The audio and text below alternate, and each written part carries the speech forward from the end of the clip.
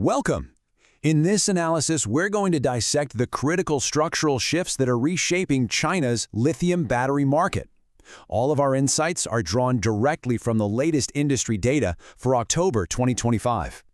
So let's start with the conclusion right up front. Here are our four core findings. First, the market's era of just explosive, undifferentiated growth, well, that's over. It's now a mature battleground defined by deep technological competition.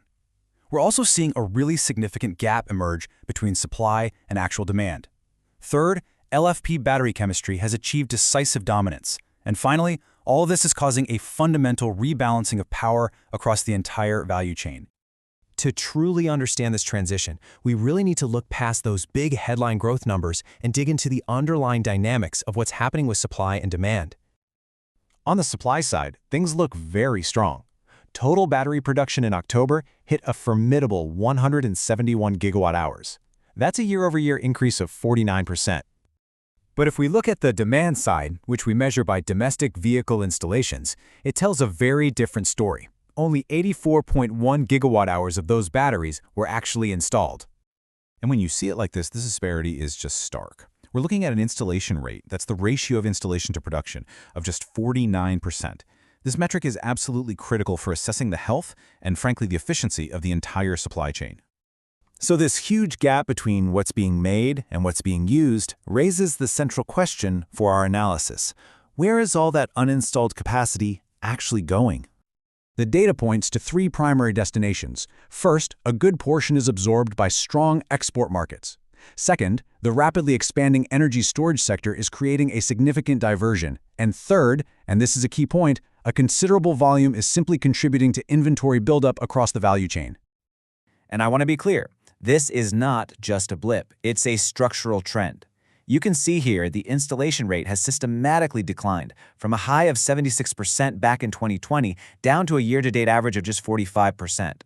This really marks the definitive end of the old production equals sales era for this industry.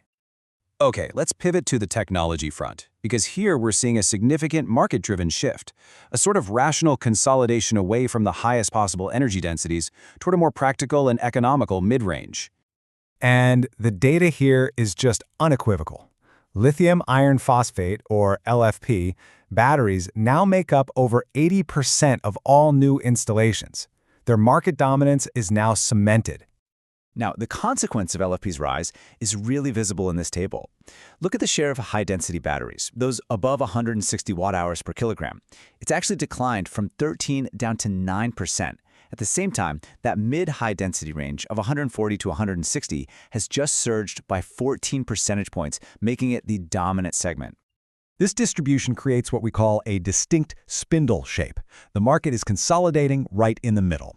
And this is driven by automaker cost sensitivity and also by structural innovations, things like blade and cell-to-pack designs. These innovations have made LFP performance more than sufficient for mainstream vehicles. So, these shifts in technology and the supply chain are, as you'd expect, directly reshaping the competitive arena. The established leaders are facing new pressures, and that's creating openings for challengers. And while CAT-L and BYD still command a combined 65% market share, the real story here is one of strategic divergence between the two and the growing influence of those second-tier suppliers. You see, the market leaders are running two very distinct playbooks. CAT-TL has defended its turf in high-end ternary batteries, while at the same time successfully counterattacking to regain leadership in the LFP segment. BYD, in contrast, is focused on vertical integration. This all-LFP strategy has limited its external growth because it effectively caps its battery market share to its own vehicle sales. This dynamic has really empowered a cohort of agile competitors. Think Calb, Gotion, and others. We're calling them the second-tier wolves, and they're being actively cultivated by automakers who are desperate to de-risk their supply chains and, frankly, counterbalance the influence of the top two. And the numbers here quantify this reshuffle perfectly. CAT-TL share, remarkably stable. BYD share, however, has seen a notable erosion of over 5 percentage points. Meanwhile, you see competitors like Gotion High-Tech and Sunwada registering substantial gains. When you put it all together, all of these trends point toward this single most important structural change facing this industry, the transfer of power away from battery suppliers and towards the automakers. Now, this power shift is being driven by three key factors. First, the significant industry overcapacity gives automakers immense negotiation leverage on price. Second, they are actively diversifying their suppliers to create a more competitive environment. And third, the credible threat of in-house battery production gives them the ultimate form of leverage.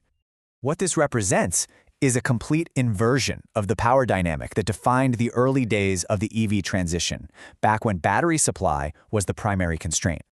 And ultimately, this phrase, 整车为王, which translates to automakers are king, it perfectly encapsulates the new industry paradigm. In this market, battery suppliers are no longer the gatekeepers. They are reverting to the role of a core component provider in a system where the automaker now dictates all the terms of engagement.